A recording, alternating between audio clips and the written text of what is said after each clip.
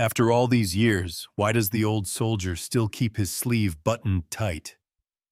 The question floated across the VFW hall in a half-whisper, half-scoff.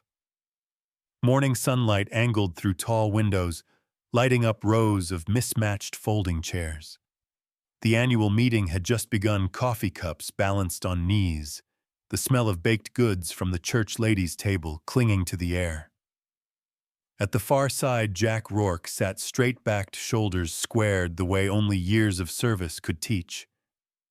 His jacket sleeves were buttoned tight, despite the mild fall air that had many others fanning themselves with paper programs. He shifted slightly, one scarred hand brushing against the cool edge of a coin in his pocket, a private habit, a quiet tether. Brett Dalton leaned against the refreshment table, his voice carrying easily. "Come on, folks, admit it. If he's a real veteran, why hide under layers like it's January? Maybe that tattoo's just one of those cheap parlor jobs from a carnival. Nothing honorable about that." A few chuckles rippled, forced awkward. Others ducked their eyes, pretending to study programs or sip lukewarm coffee. Jack did not flinch. He kept his gaze steady on the podium where the steward shuffled papers. Brett pressed louder. "Jack Rourke, hero of Missouri. Or maybe just another man telling tall tales. Show us what you're hiding, old-timer. If it's real, why keep it covered?" Jack's voice, when it came, was measured. "I cover what belongs to me. Not for you to judge. Not for me." Brett snorted. "Then why sit here like some silent statue? A real soldier would stand proud, roll up his sleeve, let the ink speak. Unless, of course, the ink says nothing." From the back, an elderly woman whispered to her husband, "Leave him be." Her words carried but held no weight against the bully's rhythm. Jack rested both hands on his knees, posture unbroken. The coin shifted again, clinking softly. Tyler Kim, the young man helping pour coffee, noticed. He reached into his apron pocket, pulled out a dollar bill, and bent as if adjusting the sugar bowls. Quietly, he placed the bill near Jack's seat, a tip for dignity no one else seemed willing to give. Brett's laugh sliced through. "A tip jar now. What are we running, a diner?" Jack's eyes narrowed just slightly. "Respect isn't something you demand with noise. It's something earned." Brett tilted his head, grinning for the room. "Hear that? The wise words of our mystery man. Tell me, Jack, did you serve, or is that just a story you dust off every November?" someone near the window muttered. "Enough, Brett." But Brett pressed on. Show us, and I'll shut up. Otherwise, I'll keep calling it like I see it. Fake." Jack let the silence stretch. He drew a slow breath, the sound of the hall's old radiator clicking behind him. Then evenly, "Some things aren't for spectacle." Spectacle. Brett barked a laugh. "We honor veterans here. If you're one, prove it. If not, stop taking up space." The steward at the podium cleared his throat. "Mr. Dalton, that's enough." Brett raised his palms, mock innocent. "Just asking questions. Don't the people deserve to know?" The crowd shifted, unease growing. The scrape of a chair leg echoed. The old radio on the side table hissed with static, filling the pause. Jack folded his hands, eyes forward, body still. Only the faintest motion, his thumb rubbing the ridged edge of the coin in his pocket, betrayed the weight pressing on him. Tyler's voice, barely audible, murmured, "Sir, you don't need to answer." Brett leaned closer. "Listen to the boy. He thinks you've got something worth hiding. Maybe a scar from a bar fight, huh?" Laughter, nervous this time. Forced. Jack finally turned his head, his eyes steady. "Son, scars tell stories. Not all stories are yours to mock." The hall quieted. Even Brett hesitated, words catching for a breath. Then he sneered. All I see is a sleeve that never rolls up. Until I see proof, I'll keep saying it phony. The steward's gavel struck the podium. Order. We'll proceed with the agenda. His voice was thin, lacking conviction. Jack leaned back slightly, the faint smell of burnt coffee mingling with dust in the vents. He said nothing more. His silence heavy as stone filled the hall. The old radio blinked, then cut out with a thin pop. Silence settled over the hall like a quilt pulled too tight. Jack Rourke didn't move. His shoulders stayed square boots, flat eyes forward. The coin in his pocket turned under his thumb edge to ridge to edge a small orbit he'd traced 1,000 times. Across the room, Brett Dalton shifted his stance, testing the crowd like a man kicking at a weak fence post. See, Brett said, voice bright with false cheer. When the music stops, so do the stories. A few people tittered. The sound died quickly. Frank Delaney, the steward, cleared his throat. We'll continue with... Hold on, Frank. Brett cut in. We were about to learn something. Weren't we, Jack? Jack didn't answer. He let the quiet do the work. In that quiet, memories rose the way creeks rise after a hard rain. A porch swing, weathered boards, the slow creak of chains against a beam. The late sun on clapboard, his father's voice low as the evening sit-straight sun. Wind can push a man if he leans. The coin pressed a half moon into his finger. Tyler Kim edged nearer with a tray of cups. Sir, he whispered, do you want water? Jack's eyes softened for a beat. Thank you. I'm fine. Brett laughed. Fine, he's fine. Fine as a feather. Won't even answer a simple question. Brett Frank warned, let's move on. Move on to what Brett spread his hands.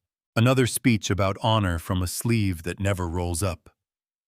A woman near the aisle spoke without looking up. You're being unkind. Unkind, Brett flashed a grin. We honor service here. We also honor truth. Truth likes sunlight. Truth doesn't hide under buttons. Chairs creaked. Paper programs whispered. The hall's hush deepened a lake without wind. Mr. Dalton Frank said, voice steady but thin, we have an agenda. And we have a question, Brett shot back. Jack Rourke, did you serve? Or are you just practicing for November? Jack's jaw flexed once. He pinched the coin edge, biting into skin, a small ache he could measure. He turned the ache into breath. In, out. He kept the porch swing in his mind. He let the chains carry the weight. Tyler set the tray on the side table, then leaned close enough for Jack to hear. People are watching, he murmured. I know, Jack said. What do you want them to see, Dignity? Jack said. If we can manage it. Brett clapped his hands. Dignity, there it is. Dignity says you show your proof, or you admit you've got none. A man by the window spoke up. That's enough. Brett's smile hardened. No, sir, it isn't. He stepped 2 paces toward Jack. The distance closed like a door. Answer the question, Brett said. What unit? What tour? Where's the ink? Or did you pick it up at the county fair next to the funnel cakes? Frank moved from behind the podium. Back to your seat, Brett. Or what Brett didn't turn. You'll gavel me, Jack lifted his eyes and met Brett's. You're asking for stories that don't belong to you. They belong to all of us, Brett said. That's the point. If you wore a uniform, you wore it for the country. The country can ask. The country can ask with respect, Jack said. Brett snorted. Respect is earned. so is silence, Jack said. The line hung there clean and plain like a wash line with one shirt left to dry. From near the back, an older man tapped his cane once, twice, 3 times, soft knocks on the hall's wood floor. The rhythm steadied something in the air. A few heads turned. The old man nodded at Jack and fell quiet again. Listen, Brett said, we've all seen the fakes. Guys with garage ink and surplus hats. They buy a patch and call it service. Stolen valor, that's what they call it online. Stolen valor makes fools of towns like ours. Don't drag the town into this, someone said. Tyler drew a breath. Mr. Dalton, maybe? Maybe what kid, Brett snapped. Maybe we hand out thank yous to anyone who wants one. Tyler held his ground. Maybe we remember why people come here. Brett waved him off. Coffee duty doesn't make you a judge. Frank stepped between them. Brett. Jack rose, not fast, not slow. He rose the way a tree rises into wind, 1 inch, then another, until the room had to account for it. His shoulders squared, his chin lifted. The coin settled in his palm, warm now from the heat of his skin. Mr. Dalton. Jack said, You're not wrong that false claims hurt people. Brett blinked, surprised. Jack went on. They cheapen things that cost dear. They make it harder to say thank you. They make it harder to stand together. So prove you're not one of them, Brett said. Jack looked at Frank. This is a hall for neighbors. It is, Frank said. Then let a neighbor speak, Jack said. Frank nodded once. Jack turned back to Brett. There are stories I'll never tell. That's not shame. That's stewardship. Stewardship, Brett scoffed. That a new word for hiding? It's an old word for wait, Jack said. Brett smiled again, brittle now. All right then. Steward, this. What battalion, what base, what mark is under that sleeve? Jack's gaze didn't waver. You want a list? I want a measure of what Brett challenged, of when to stop. Jack said. The porch swing creaked in his head, slow and steady. Sit straight, son. Wind can push a man if he leans. Tell the room, Brett said louder right now, or I'll say it plain in every corner of this town. Stolen valor. The words struck the air like a hammer hitting an empty drum. Heads turned. A murmur rose, then fell. The hush returned heavier than before. Frank's mouth thinned. That's a serious charge. It's the charge that fits, Brett said, unless he proves me wrong. Tyler took a half step toward Jack. Sir Jack shook his head once. It's all right. He closed his hand over the coin. He let the metal remind him that some things endure. The hall smelled of coffee and paper and the faint iron tang of old radiators. Dust hung in the highlight and turned every breath into something you could see. Mr. Dalton, Jack said, voice even, you're not asking for truth. You're asking for a performance. I'm asking for the sleeve, Brett said. Roll it up. Jack's eyes moved to the doorway at the back of the hall, where a rectangle of pale morning waited. He didn't know why he looked there. He only knew the room felt like a held breath. Roll it. Up, Brett said, each word a push. The old radio clicked once and stayed dead. Frank's gavel hovered above the wood. Brett drew himself up, pleased with the silence he'd made. He looked around, gathering nods that weren't there. Last chance, he said. Or I call it like it is. Jack opened his hand and let the coin turn once more. Edge to ridge, ridge to edge. Say what you came to say, Jack said. Brett smiled bright and hard. Stolen valor. The phrase echoed off the hall's tin ceiling and landed with a flat, cold sound. A few people gasped. One woman closed her eyes. The cane tapped once, not in rhythm now, but like a knuckle on a closed door. The hush held. Even the floorboards seemed to listen. Somewhere outside, a flag rope clinked against a pole.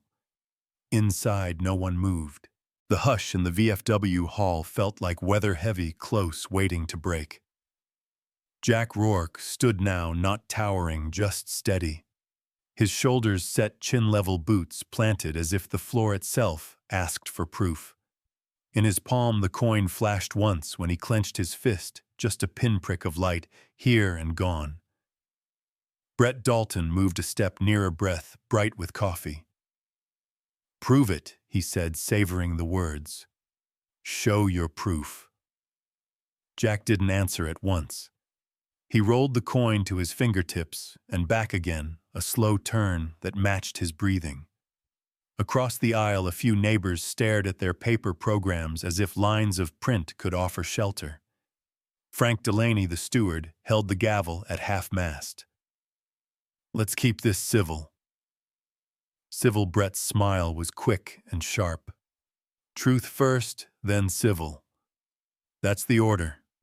Jack's voice came low, warm, not hurried. "You've been loud a long time, Brett." "Loud gets answers," Brett said. "Sometimes it gets echoes," Jack replied. Brett barked a laugh. "Enough riddles. Sleeve. Up." Tyler Kim hovered near the side table, eyes flicking between the men.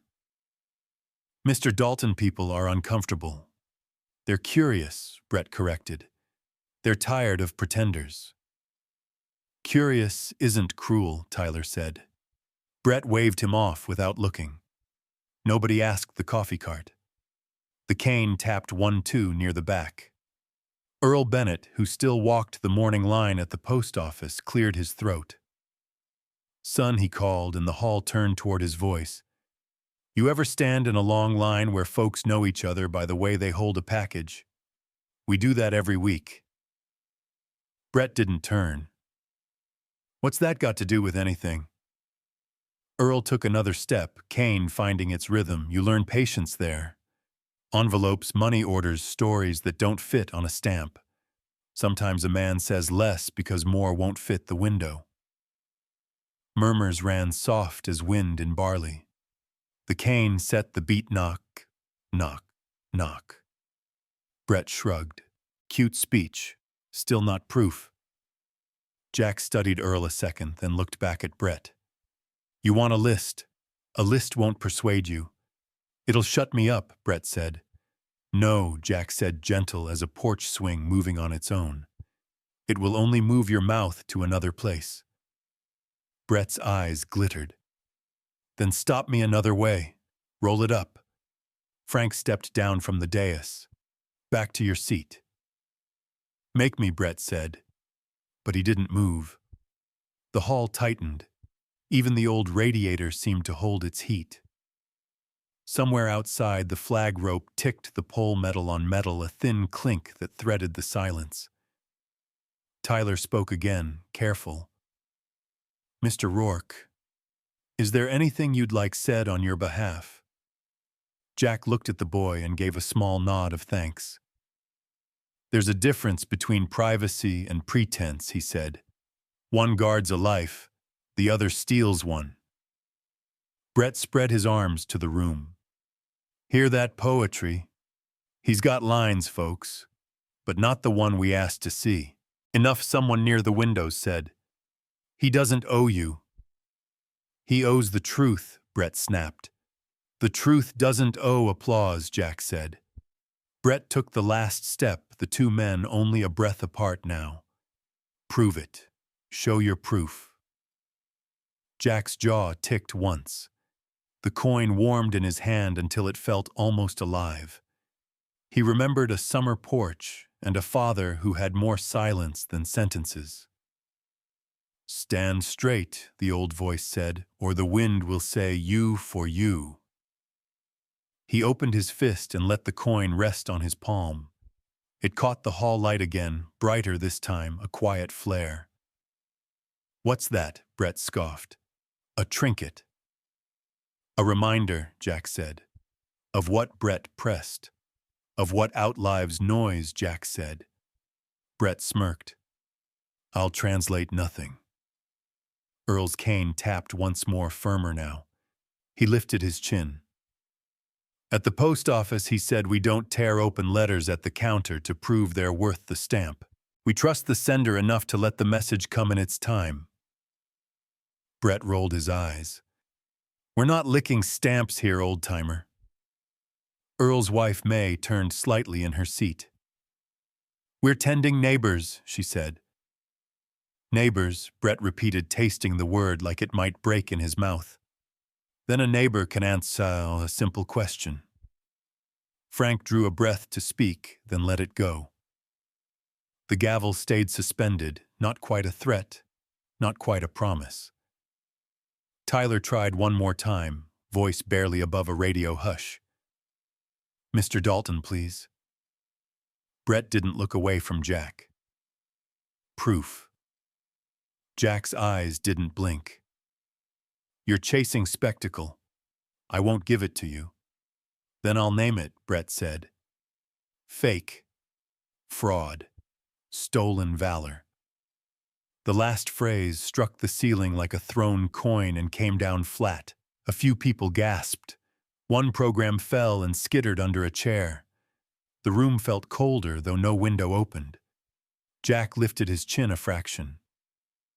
"You've had your say." "I'm not done," Brett said. "You are," Frank said, stepping closer. "Try me," Brett said. The cane rhythm steadied again, soft but insistent knock. Knock, knock. The crowd's murmur shifted from uneasy to protective, as if some chord under the floor had been tuned. "Proof," Brett repeated, almost triumphant now. "Or the whole town will hear me say it." Jack glanced once toward the far doors, tall painted square in their frames. Light stood there like a waiting guest. He didn't know why he looked. He only knew the room felt like the breath before thunder. He spoke to the room instead of the man. "I've carried things I won't set on your table." "That's not an answer," Brett said. "It's a boundary," Jack said. "Boundaries are for fences," Brett sneered. "They're for neighbors," May said, surprising even herself. Tyler took a step, shoulders squared. "Mr. Rourke doesn't owe you a performance." "Then who does?" Brett said. The hall answered with small sounds, the slide of a shoe, the hitch of a breath, the whisper of paper that added up to a "no one said aloud." Brett drew in, readying the words again. Pro. The doors at the back opened on a slice of bright day. For a heartbeat, no one moved. Dust floated in the beam like slow snow. A figure stepped in tall trim, even in late years, cover in hand, eyes scanning the room, not with suspicion, but with a practiced calm that quieted spaces by the way it chose to notice them. Tyler's whisper found the air first. "Sir." Frank lowered the gavel. "Dean." The murmurs braided into a single breath. Admiral Dean Holloway paused on the threshold. Light framed him like a doorway on the sea. He took in the room, the set shoulders, the clenched jaw, the bright coin in the older man's palm. The younger man's grin too wide for the moment. The cane. The neighbors leaning toward one another as if closer might make them braver. "Morning," the Admiral said, voice carrying without effort, radio warm and even. "Am I late?" The hush answered for everyone. The doors eased shut behind Admiral Dean Holloway, and the VFW hall held its breath. He stood in the doorway for a heartbeat, cap tucked beneath his arm, eyes taking the room's weather. The hush settled around him, the way a harbor settles around a ship that knows how to home. "Morning," he said, radio warm. "May I?" Frank Delaney exhaled like a man who'd been holding a plank too long. "Admiral, the floor is yours." Brett Dalton lifted his chin. We were having a discussion.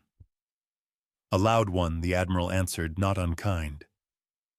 Let's see if we can hear what matters. He stepped down the aisle. People shifted to make space. Jack Rourke didn't move. He simply met the Admiral's gaze with a quiet that had edges. Jack, the Admiral said, stopping before him. Do I have permission to speak? You always did, sir, Jack said. And do I have your trust to handle what should and should not be said? The Admiral asked. Jack opened his hand. The coin lay warm on his palm. He placed it into the Admiral's hand, without ceremony, a simple handoff metal to skin. Thank you, Jack said. Transfer of trust happened so softly, the room almost missed it. Almost. Tyler Kim's breath caught. Earl Bennett's cane stilled. A few murmurs melted into something like reverence.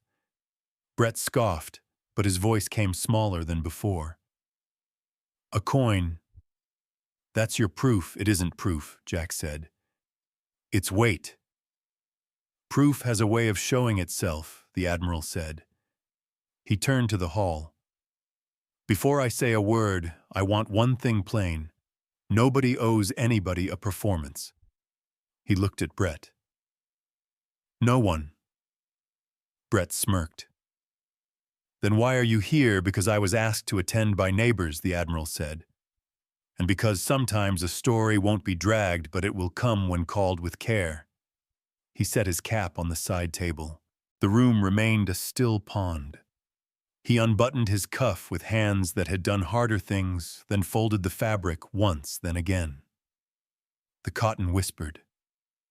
Light from the high windows found his forearm. Quietly, he rolled his sleeve. Ink met daylight. A field of lines old as oaths and made for no one's applause lay there, tattooed names and a small spare insignia. Not fancy. Not for show, for memory. A murmur lifted from the chairs, and then sank back as if the room knew to bow. The Admiral didn't hold it high. He just let it be seen the way one lets a headstone be seen long enough for respect, never long enough for entertainment. Some of you are wondering, he said, rolling the sleeve once more to mid-forearm and leaving it there, what a mark proves. Brett folded his arms. Ink proves nothing. Ink proves nothing by itself, the Admiral agreed. But it can point towards something you've refused to hear. He turned to Jack. Permission to confirm what I'm able, Jack nodded. Within your measure. The Admiral faced the room. I served with men and women whose service is not for me to detail without their say. Mr. Rourke is one of those. What I can say is this, he answered when it cost more than breath. He stood when standing meant something other than posture. And he carries still. Brett snorted. That's a speech, not proof. It's testimony, the Admiral said. Proof belongs in courts and ledgers. Testimony belongs in halls where neighbors decide how they'll live with one another. He lifted the coin Jack had given him. Its edge caught the light the way a bell catches sound. This is not an award, he said.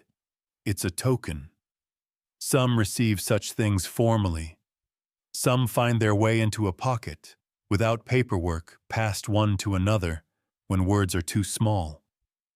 When a person has been the difference between going home and not. A chair leg scraped. Someone whispered, God bless. Brett shook his head. You could be talking about anyone. Or no one. Mr. Dalton, the Admiral said gently, I could be. But I'm not. He turned the coin once slowly. I know what it is to owe another breath. If you don't, I hope you never will. That ignorance is a mercy, not a medal. Brett opened his mouth, then closed it. Tyler stepped forward a half pace. Sir, may I ask a question? You just did. The Admiral smiled. Go on. Is there? Tyler swallowed. Is there anything we can do right today? Yes, the Admiral said. We can refuse to make a circus out of a temple. The hall absorbed that. Even the radiator seemed to cool. Frank found his voice. Admiral, would you, if it's proper, tell us what courtesy looks like here? It looks like letting a man keep what you have no right to take, the Admiral said. It looks like making room. Brett tried one more time. Or it looks like hiding. The Admiral met his eyes with steady calm. I don't know your wounds, Mr. Dalton. I do know your volume. I'm asking you to trade one for the other just for a minute. Brett's jaw worked. He looked at Jack, then at the coin, then at the ink. If he wanted us to know, he'd say it. Jack's voice entered like warm oak. I just did. A few heads snapped his way. I said it by not doing what you asked. Jack continued. I said it by trusting a friend to carry what I won't parade. The Admiral nodded once, almost a bow. That will do. He lifted the coin to eye level. Mr. Rourke, he said, with your permission, I'd like to place this where it can be seen briefly. Briefly, Jack confirmed. The Admiral crossed to the small table under the warm lamp by the podium, the kind of light that makes coffee steam look like Sunday. He set the coin down with a soft, certain click. Short's moment burned itself into the room, sleeve-rolled coin placed, nothing dramatized, everything plain. Someone's breath caught like a hymn starting at the back pew. Ladies and gentlemen, the Admiral said, we can let these two small things, ink and coin, stand for what we won't strip for curiosity. Silence answered, not empty but full, as if the room had been poured to the brim. Brett stared at the coin as if it might produce a ledger. You expect me to just accept this? Well, the Admiral said. I expect you to behave. Laughter didn't come. Something steadier did approval without noise. Earl tapped his cane once firm. That'll do, May Bennett nodded, eyes bright. Let it rest. Frank squared his shoulders. Mr. Dalton, please take your seat. Brett looked around for allies and found neighbors instead. He sat the chair, sighing under him. The Admiral's tone softened. We've all got our ways of hiding. Hiding isn't always shame. Sometimes it's stewardship, like Mr. Rourke said. You carry certain names in your bones because your hands aren't large enough. He turned to Jack. You carried more than your share, old friend. Lots of people did, Jack said. And some carry the remembering. The Admiral answered, tapping his forearm once near the ink. I'm one of those. The hall's air felt different now, like weather after rain. Tyler wiped his hands on his apron and tried not to look like he wanted to cheer. Admiral Frank said, Would you give us a word to take home? The Admiral thought a beat. Here's one: do not mistake quiet for empty. The quietest rooms I've ever stood in were full of names. He slid his sleeve a fraction higher and then let it be. He didn't flaunt it. He didn't hide it. He honored it. Brett softer now managed, and what about fakes? Call fakes what they are, the Admiral said. But don't make a good man prove himself to your appetite. That's not justice. That's hunger. Jack breathed out the breath he'd been holding since the radio died. He stepped forward one pace, spine straight, voice steady. Neighbors, I'm grateful for the chance to sit here among you. That's all I have. Earl's cane set a gentle beat. May dabbed her eyes. Tyler whispered, Sir, thank you, and didn't care who heard. Frank the Admiral said, You'll know what to do next. Frank lifted his gavel, but his voice carried no threat, only authority. We'll adjourn this matter. We'll move to the business of the day with respect. And before we do, if you can stand, please stand. Chairs scraped. People rose. The room's hush thinned into a low hum. It wasn't applause yet. It was something like agreement finding its feet. Brett rose with the rest hands in his pockets. He looked at the coin again, at the sleeve, at the neighbors who had made a choice without shouting. He didn't speak. For once, that was the bravest thing he could do. The Admiral touched the coin once more, then stepped back. Frank, carry on. A thin choir chord, no one knew who started it. Maybe it was only memory seemed to swell in the mind as the hall exhaled. The sound wasn't music yet, but it aimed that way. The old radio remained silent, and somehow that felt right. Outside, the flag rope clicked against the pole, bright and small. Inside, the symbolic turn stood where anyone could see it, a rolled sleeve under warm light, a coin resting like a period at the end of a long, careful sentence. Justice had begun. Not the kind that humiliates, but the kind that teaches a room how to behave. For a moment, no one moved. The coin lay under the warm lamp like a small sun, and the rolled sleeve on the Admiral's arm held its own weather.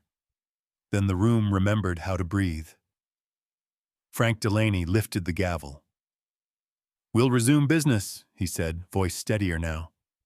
But first, Brett Dalton pushed back his chair. First, nothing.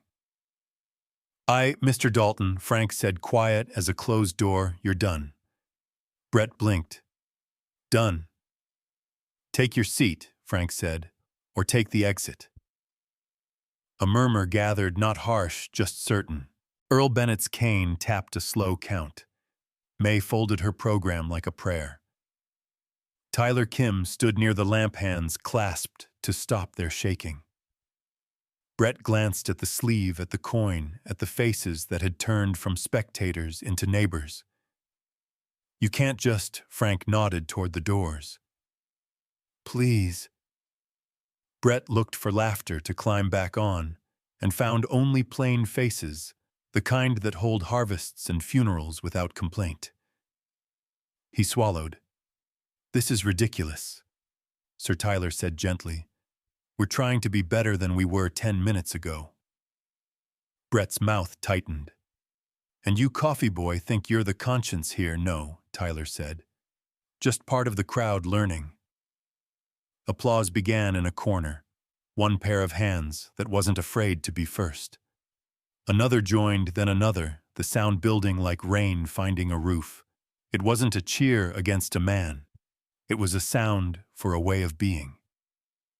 Brett flinched at the noise as if it had weight. Frank stepped down from the dais and pointed to the side aisle. "Out, please." Brett hesitated, pride and habit arguing in his jaw. Then he moved slow shoulders, dropping one notch, then another. As he passed the lamp, he stared at the coin like it had said his name. He reached the doors, pulled one open, and paused. He half-turned. "You all think this proves," Brett May said, not unkind, "let it rest." He shook his head, stepped into the bright rectangle, and was gone. The door eased shut on a soft latch. No one whistled, no one jeered. They just let the quiet settle where he'd been. Frank faced the room. "Thank you." Tyler exhaled and wiped his palms on his apron. He glanced at the lamp. "Should we put the coin somewhere safer?" The Admiral considered. "For now, the light is enough." Jack Rourke straightened a little taller than he had been when the morning started. He turned not to the Admiral, but to the crowd, as a man might turn to the porch steps he has mended with his own hands. "Neighbors," he said, "thank you for standing." "Thank you for sitting," Earl answered, smiling. "Sometimes that's harder." Laughter rose, gentle, grateful. The old radio on the side table blinked back to life with a soft click, as if it had taken the hall's measure and decided to join the day. A familiar tune drifted out, a slow oldie with enough warmth to butter toast. Tyler reached under the lamp and carefully, as if he were moving a communion cup, lifted the coin. "Mr. Rourke," he asked, "may I—" Jack nodded once, with care. Frank opened the glass of a small display case along the wall, the one usually used for raffle prizes and softball trophies. Dust motes floated in the beam that fell from the high windows. Tyler set the coin on a small cradle and closed the case. The latch clicked modest as a thank you. May dabbed her eyes. "That looks right." "It's not for show," the Admiral said. "It's for memory." "And for learning," Frank added. A dozen phones were up now, but they didn't crowd or flash. They recorded like witnesses who knew the point wasn't the view count, it was the view. Tyler raised his voice enough to carry. "Before anyone posts, write this right. We learned how to behave." He swallowed and found the line he needed. "The whole town is watching." That sentence landed with the weight of a bell. It wasn't a threat. It was a promise, a reminder that echo works forward as well as back. Applause answered full, now layered with the radio's soft croon. A few people stood. The standing spread like honest contagion. Jack didn't lift his hands or bow. He just met eyes, left-right, back-front, as if returning borrowed tools. Earl's cane kept time. "Frankie called you got words for the minutes," Frank nodded. "I do." He looked to the Admiral. "With your leave, please," the Admiral said. Frank set the gavel down and spoke like he was reading a plaque that hadn't yet been made. "Let the minutes show that courtesy prevailed. Let them show that Mr. Rourke was not required to perform himself for our comfort. Let them show that Mr. Dalton was asked to leave for conduct unbecoming of a neighbor. Let them show that a token of service was displayed not as trophy, but as reminder." He paused. "And let them show that we are better at 11 o'clock than we were at 10. Seconded, May said. Seconded came from half a dozen places at once. Carried. Tyler's hands shook again, but this time the tremor sounded like relief. He turned his phone around, so the screen faced the room, not the internet. "For the record," he said, smiling through nerves, "I'd rather show faces than feeds." "Wise boy," Earl said. Jack took a breath and let it out slow. "I'm grateful for friends," he said. "Grateful for teachers," the Admiral added. Frank nodded toward the display case. "We'll move the coin later with permission to the library foyer Veterans Day week." A small shadow box. A small plaque. No speechifying. "Keep it small," Jack said. "Small can be sturdy," May replied. The radio found the chorus of its song, and somebody matched it under their breath.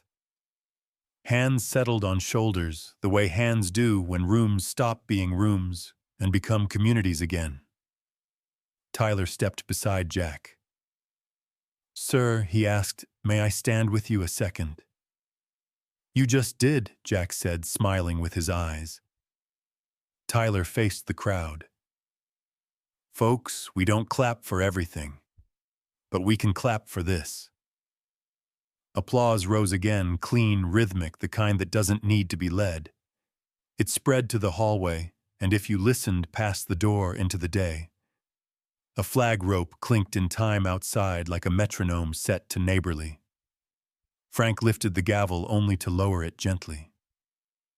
"Meeting will continue," he said. "But we've done the important part." The Admiral rolled his sleeve down halfway and left it there, a compromise between privacy and public lesson. He touched the glass of the case with 2 fingers, just for a second, as if greeting an old friend through a window. Jack stood without stooping shoulders, easy jaw unknotted. He looked like a man who'd remembered his height. "Coffee's still hot," May said, practical as ever. "And sweet rolls," Earl added. "No charge today. Put a jar for the library," someone suggested. "Good," Frank said. "Let this echo buy a frame." The room shifted from verdict to ordinary in the best way. Chairs scraped, voices lifted, the radio hummed, and the applause faded into talk that sounded like after church on a good Sunday. At the display case, the coin sat quiet, catching the light in a way that didn't call attention so much as it offered direction. People walked past it without crowding, and each in their own way straightened a little as they did. Justice had not shouted. It had stood, it had pointed, and it had opened a door. The town would step through at its own pace. Tyler pocketed his phone and grinned at Jack. "Sir, would you like a refill?" Jack glanced at the cup in his hand. "I believe I would." "Oldies or news?" Tyler nodded at the radio. "Oldies," Jack said. "Let the news catch up." They smiled, and the hall, which had been a courtroom and a sanctuary and a school, became a hall again, better than before, and aware of it. Veterans Day arrived clear and cool, the kind of November morning that lets breath show itself.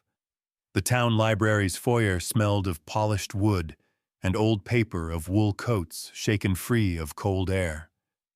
Someone had set chrysanthemums by the door. Through the high windows, light fell in warm squares on the tile.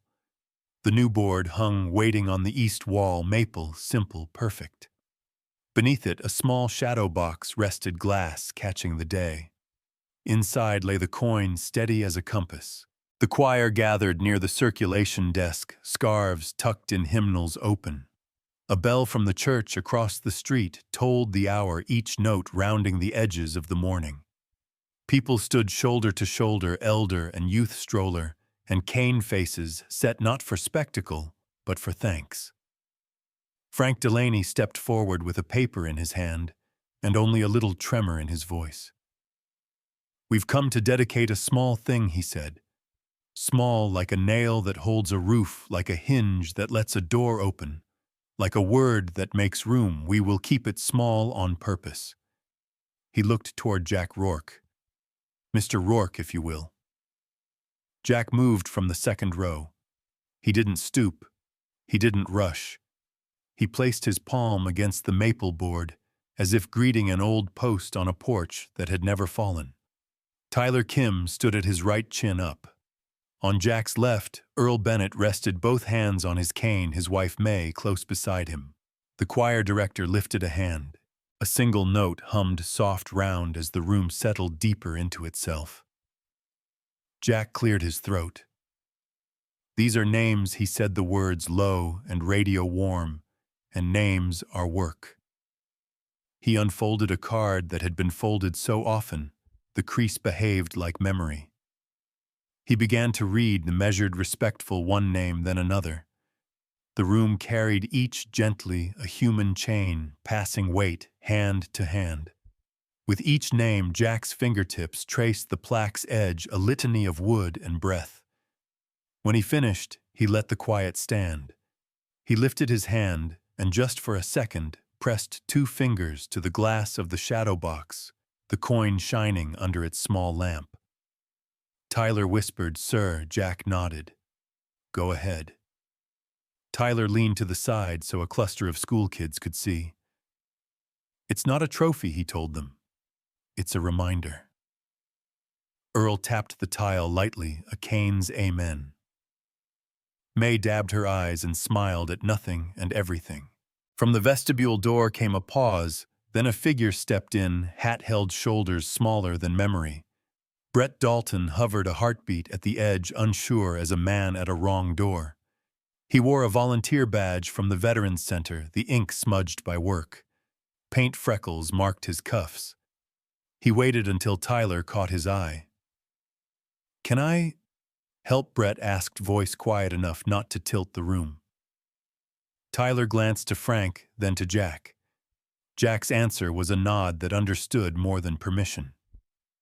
Tyler crossed to Brett and pressed a folded length of ribbon into his hand. "Hold this," he said, "where everyone can see." Brett took his place without looking for the middle. He stood a half step back the way a man stands when he's learning how much space is his.